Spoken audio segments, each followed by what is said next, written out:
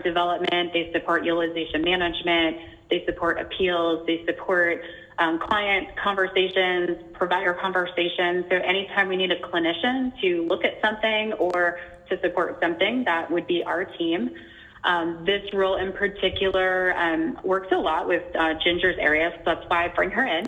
But it's essentially ensuring that our medical directors get all of their information in one location for utilization management.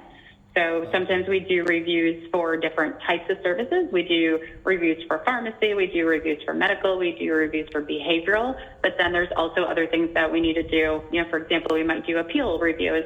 So what we try to do is make it as easy as possible for our clinicians to have the information that they need right at their fingertips. And that includes the clinical documentation, the customers, actual clinical notes from their provider on what they're trying to have pre-certified and reviewed against their plan benefits. And, this tool that we leverage essentially is what we use to ensure that we can get all that work into one location to make it easier for them. From a location perspective, this is listed as a potential remote opportunity, but essentially it all depends on geographical location and skill set. So the push right now that we have with pretty much everyone in the country, I think, I keep reading it. So if you are close to an office, essentially that is where you would be aligned. So I know we have several offices in California, so I'm not sure how far you would be from that, but that is the location that you would be working from within this role.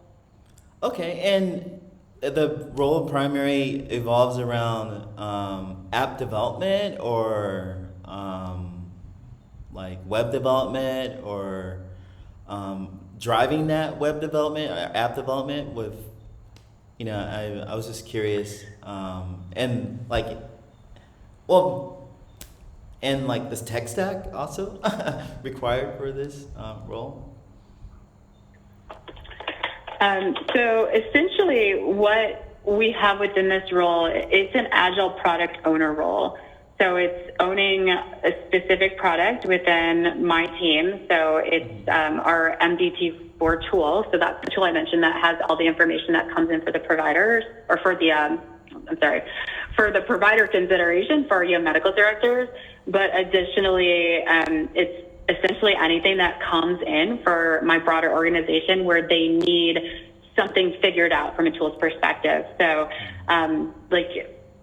for example, if I actually have one going on right now where we're looking at a new tool for delegation oversight. So this role looks at what the requirements are from a business perspective, what our tech solutions are that I have within my wheelhouse, tech solutions that might be beyond. So we'll work with third-party sourcing for vendor opportunities. And then essentially the agile product owner works on ensuring that we're able to communicate the business requirements into that tech language. So my developers can build out what needs to happen and it meets the requirements of, my business areas. Okay, yeah, I think that's all the questions I have for now. All right, cool. So let me ask you the first question. Can you walk me through how you get up to speed quickly on a topic or an issue? Well, I would, topic or an issue. I would figure out what's the workflow going on, where the hiccups in the workflow happen, and try to analyze that data and try to figure out, where the problem pinpoint is at, and then go about trying to resolve that problem.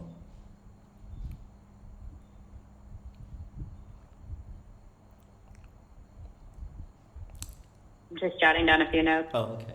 I was gonna go on to more stuff, but yeah. No, keep going. You paused, and I just didn't want to think I was ignoring you. I was I'm still doing my notes. Okay.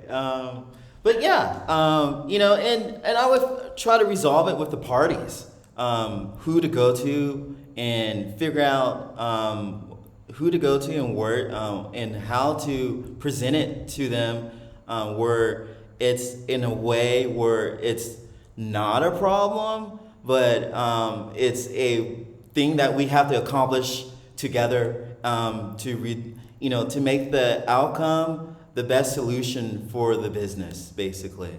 I'm that person who usually I'm the liaison between the customers, the development team, and the stakeholders. And there's always problems.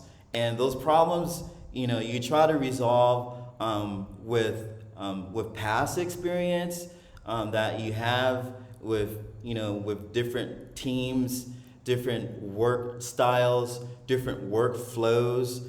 And I'm that person that to review the best outcome and try to figure out, I guess I would use like a kind of like a waterfall technique to try to accomplish and figure out the solution for the problem.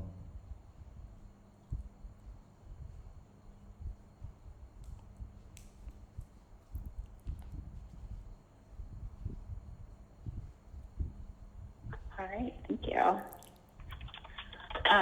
So on that note, I noticed on your resume that you have a couple different, I'm probably going to steal this from Ginger, but you have like a couple different overlaps. And I was just wondering, like, are you a consultant for different companies? Because, you have like Tinkery and then you also have founders at the same time. So I was just wondering, like what your experience looks like from that perspective. Well, I knew that that time was coming. Being in Silicon Valley, I use a lot of predictive analytic tools, and I predicted Silicon Valley Bank going down long time ago, just because of my experience in 2008 with the housing crisis, and I knew that this with COVID, when COVID hit in China, I knew, oh boy, I better work multiple jobs in order, and I did, and when I mean multiple jobs, I mean I knew like I have a lot of analyst tools that to predict the future, and it might sound silly, but these tools that I use to predict the future, like I'm a very trendy guy. Like what we're using yesterday is not going to actually work today or tomorrow, and that goes along with different trends.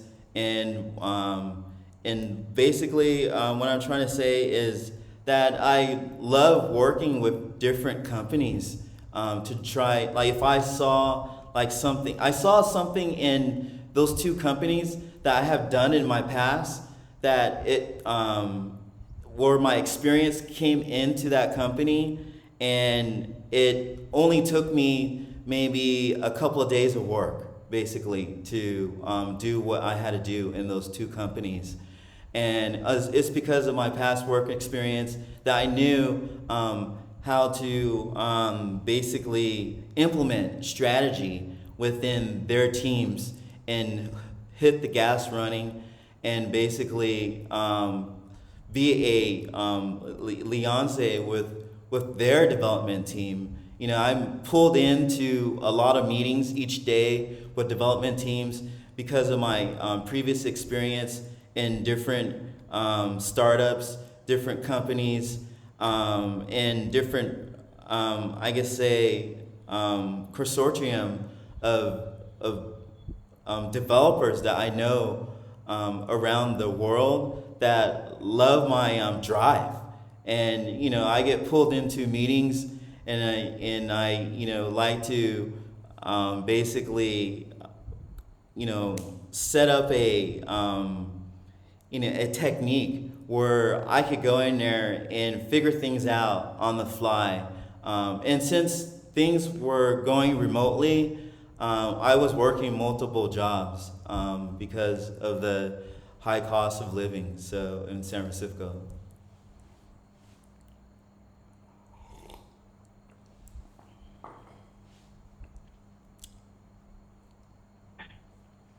Ginger, do you have one or do you want me to go again?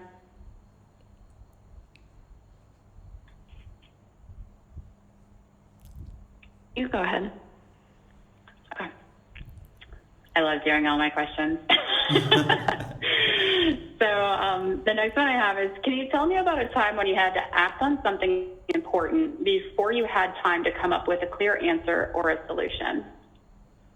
Can you say that again? Yep, absolutely.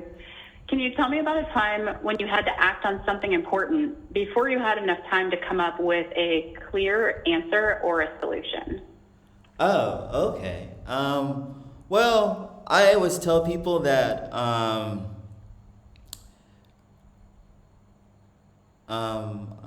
like to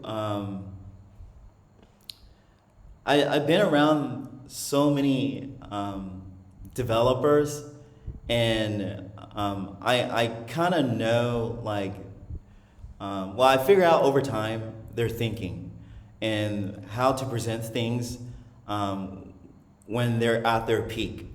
And as in peak, as they're, with all their brain cells are working at one time with that technical aspect I'm looking for. And I noticed throughout my tenure of a product person and owning different digital strategies and implementing these digital strategies. I'm the person who tried to broker between development teams and the business outcome. And what I always see, what I'm getting at, what I see that always get us in a sticky situation is, I guess, the privacy issues with tech. And basically what I mean by that is like GDPR, CCPA, cookie policies, and basically session IDs and stuff like that, and password complexities, and as marketing and development always don't see eye to eye. And so over time, I guess what I'm saying, over time that I noticed that you try to figure out the best content strategy in order to soothe the divisiveness between the development team, marketing, and the business stakeholders.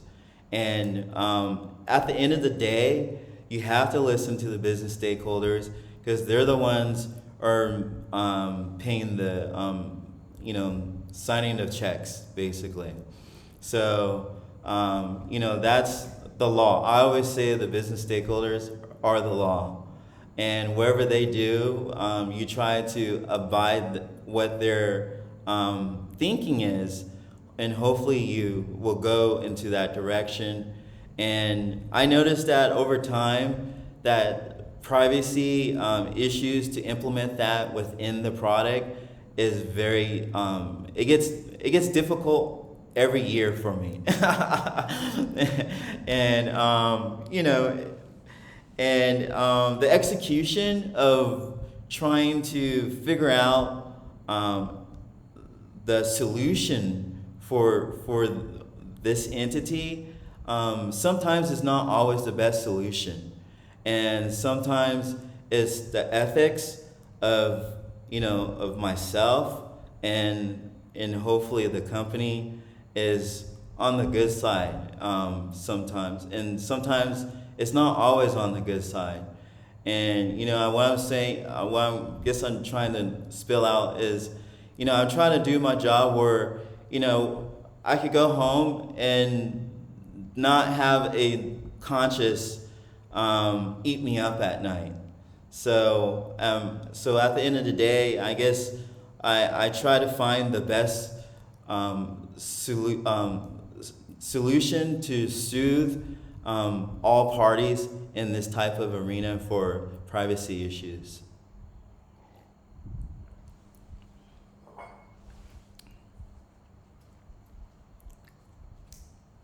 Thank you. Okay. Ginger, do you have another question for Jesse? I do. I apologize. I didn't earlier. I had to go grab it. Yes, one question. Can you describe your most creative contribution? So something that's out of the box that you are proud of.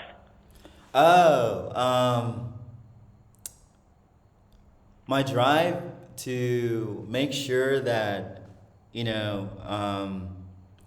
to help marketing as much as possible. And that basically, from my years of setting up different triggers of, I guess you could say, of different triggers of trends and in mobile app development, and basically being on the Google bandwagon, using Google products and being on the Google campus, and but then what happened? Google products got their UI got like dispopulated. It got, I don't know, it just messed up during the past couple of years, and everyone started going to Microsoft. So or AWS. But I always try to be stick with one company and be really, really good with that one company. And that one company was Google, or is Google, because I guess I just love being on the Google campus and absorbing their new technologies that they come out all the time, and implementing these new technologies within the business. And I always say that generative AI been around for a long time. It just the Sam Altman, he just knows how to market it really well. The Open AI. So generative AI has been around 10 years ago. We've been using generative AI in our emails with Gmail. And Twitter has been using generative AI. We've been using in our everyday tools. It's been, but now it's on the bandwagon, like LinkedIn surveys, and basically trying to fit all these different types of technologies within the workplace, and trying to implement them into a workflow or into a business requirement, where that's like, hey, if I hear something that one of the business requirements, when I define a business requirement, I say, hey, Google already has a solution for that. So we could just use that solution that Google has. So I guess that's one of my strong points, I'm sorry to say. So, but yeah.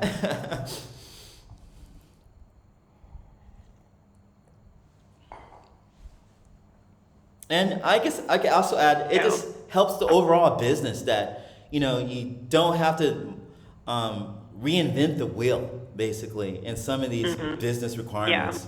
I hate when your development team goes rogue and they try to reinvent the wheel. I was like, man, there's already a solution for that. You don't have to code it from scratch.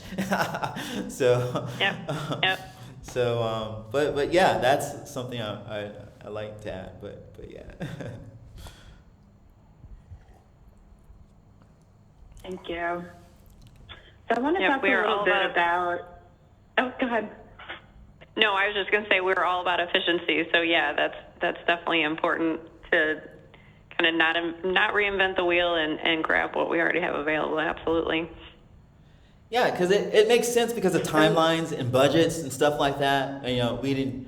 It really makes sense for me to always stay on top of different business solutions, where we could just plug it in and go on from that, and and be on time, be on budget, and not be over budget or under budget, and things of that nature, and time. I like to save my development team's time, and because I know that they're bogged down in so many projects.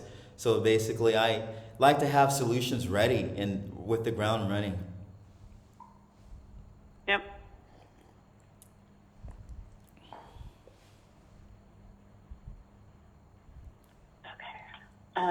So I wanted to shift gears a little bit and see if you can give me your, you had mentioned during your initial interview that you had 3 years of SQL Server experience.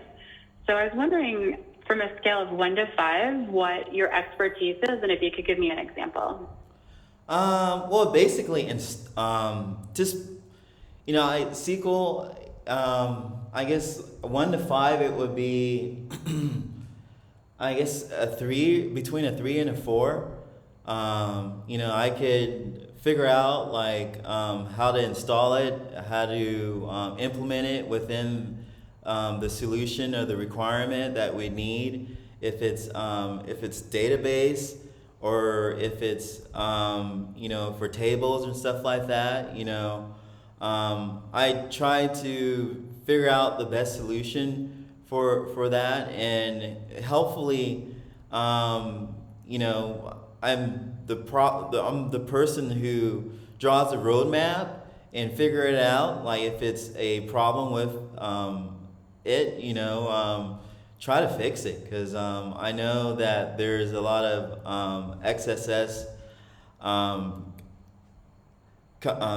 incompatibilities with a lot of solutions with that, and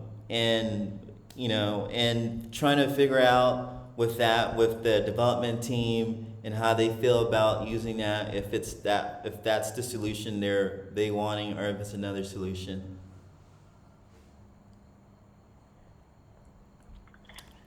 So do you have experience writing complex queries? Yeah. I love basically, figure out the release notes of these queries and dissecting it from there, from the release notes. There's not one thing that I can't figure out. Like there's properties within these entities where I could, go about and figure out. It's not rocket science in some of these things. If something that is impactful, where I can see the outcome of, I basically love data. I love figuring out different types of, KPIs within data that the business outcome is looking for to accomplish, and implementing this and deciphering it, and making it simple for the customer. And that's always my technical execution, is basically breaking it down and making it easy for everyone on the team. And that could be different types of data and stuff like that. I could go into that, but I don't know if you want me to. But Oh, that's really good. All right. Ginger, do you have another question?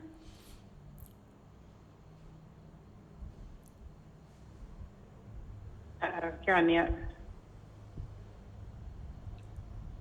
Talking on mute. Sorry about that.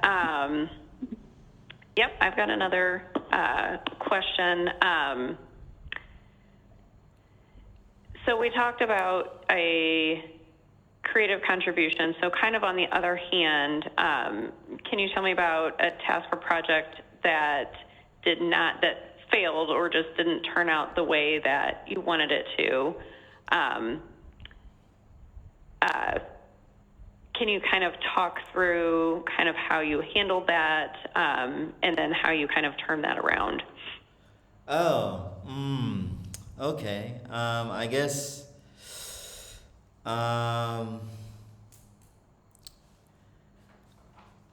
when you, when I guess in my younger years, I guess I could say that I hate saying it like that. In my younger years, I used to cowboy a lot of things, and what I mean is by that is run and gun, and basically with different coding techniques with my development team, and a lot of things didn't work, and it got us in trouble basically, and figuring out things on the fly was my forte.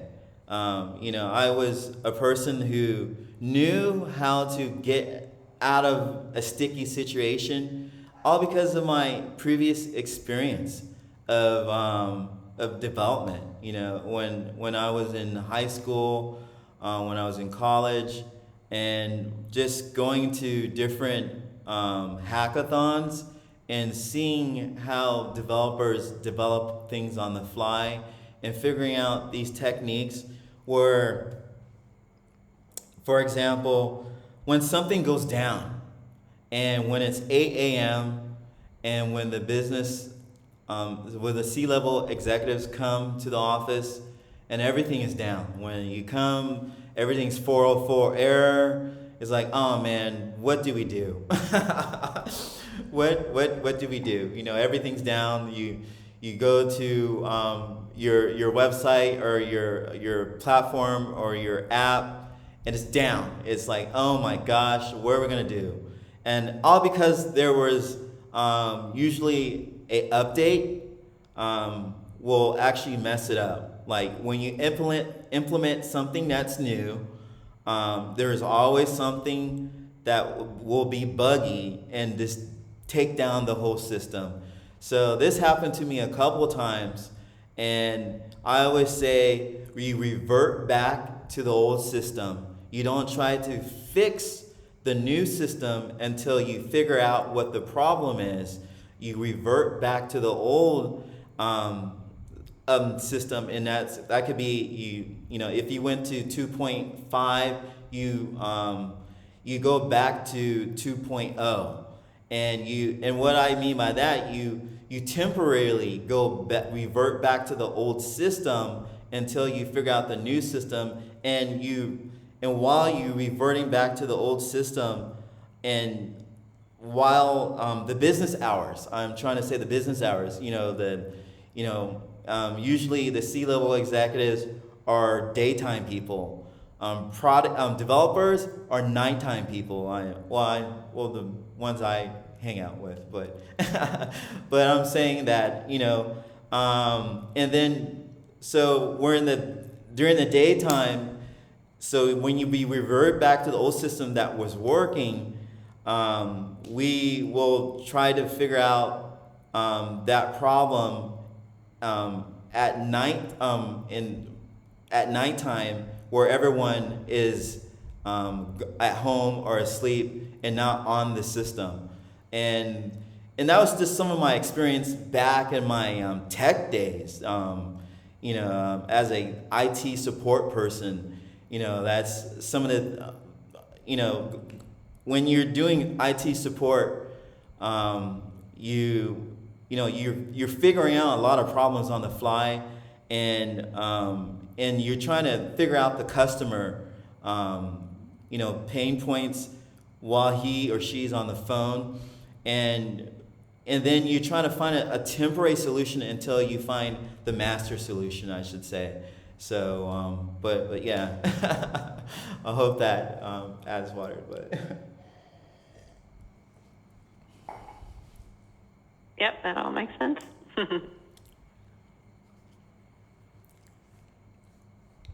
Okay, well, I think that was the last question I had. I want to go back to you, Jesse, to see if you had additional questions for us now that we've heard some of the questions that we had, and you had a little bit of time to think about just, like the initial part of our call about like what Cigna does and everything else. I just wanted to make sure that we answer any of your questions that you might have. oh yeah, I forgot HIPAA too. The HIPAA compliance. Where do you guys fall on that? Is that a real big deal? Like HIPAA compliance, since you guys, of course, but where is this role like fits into that compliance a lot? Because I remember the privacy issues and stuff like that I was talking about. I guess what I'm trying to say is, I'm a real stickler with HIPAA's, CCPA and GDPR and things of that nature when it comes to compliance and things like that. So if you guys could expand on some of the compliance within this role also, that'd be good. Because I'm a compliance tickler. Like I know all the, I guess when I go into places he's breaking that compliance, but I don't want to tell anybody. but I was just curious about what your thoughts on that. So yes, HIPAA is a federal requirement. So all health carriers, all providers, everyone in the healthcare industry that is licensed to operate within a state or the country has to follow HIPAA. So everything that we have baked in at Cigna is all driven based on role. So access is driven based on role. Availability to PHI and PII is all based on role.